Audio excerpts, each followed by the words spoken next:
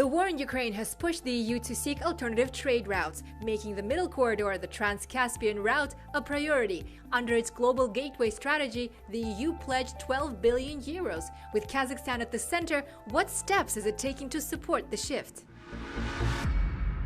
Welcome to East-West Connect. We're highlighting business and economic developments in Kazakhstan and the wider Central Asia region, connecting with Europe and beyond.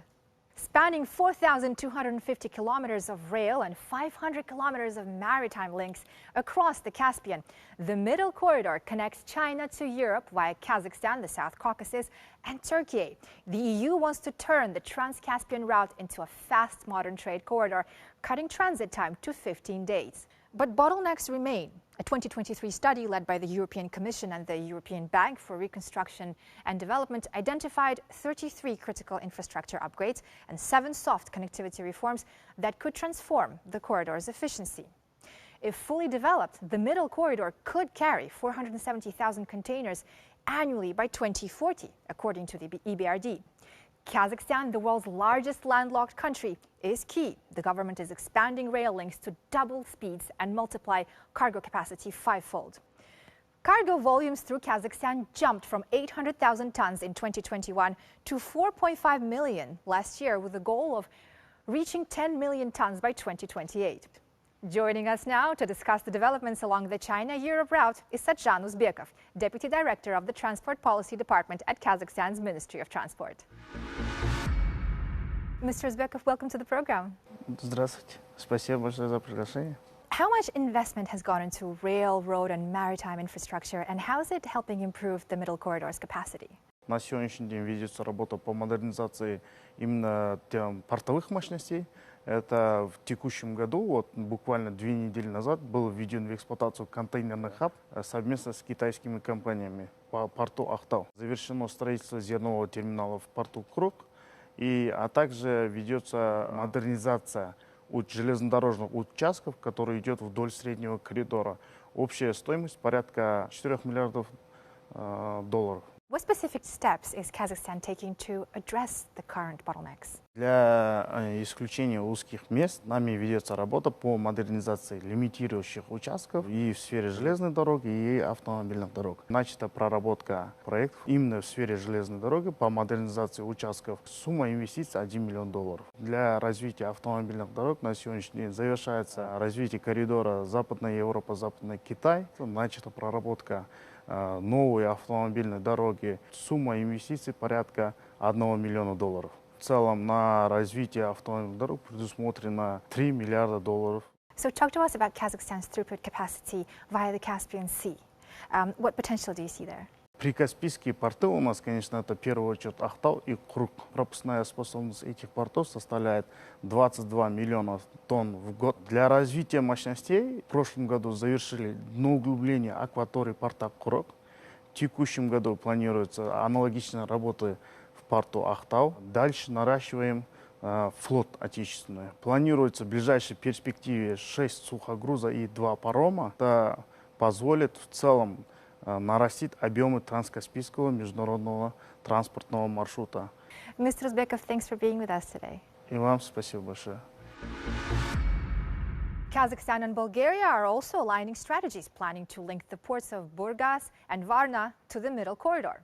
Meanwhile, Kazakhstan has opened a new logistics terminal in Georgia's Black Sea port of Poti, a joint project with local and Azerbaijani partners, with a processing capacity of up to 200,000 containers. It's a key connection to the Black Sea. Kazakhstan is also expanding its own port infrastructure. Let's take a closer look.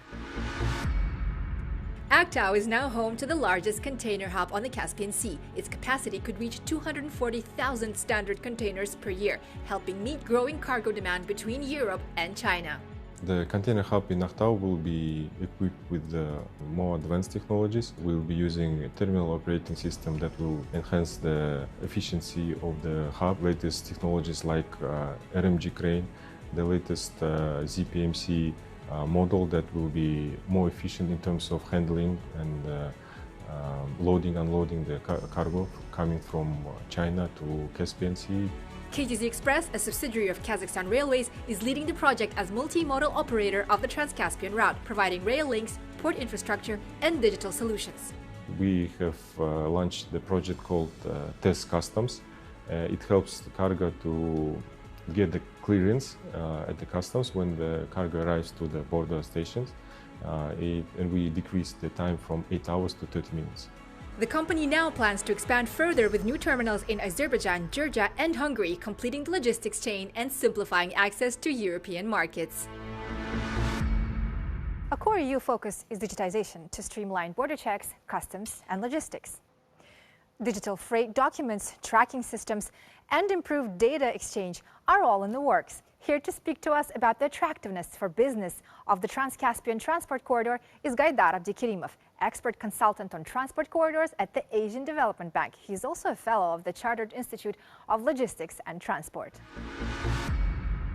Mr. Abdikerimov, welcome. Great to have you with us. Добрый день, спасибо, что пригласили. At full operational efficiency, how economically attractive could the Trans-Caspian transport network become? Цифровизация данного маршрута будет улучшать скорость оказания сервиса. К примеру, вот у нас есть Global DTC компания, которая внедрила оформление между китайской и казахстанской границей.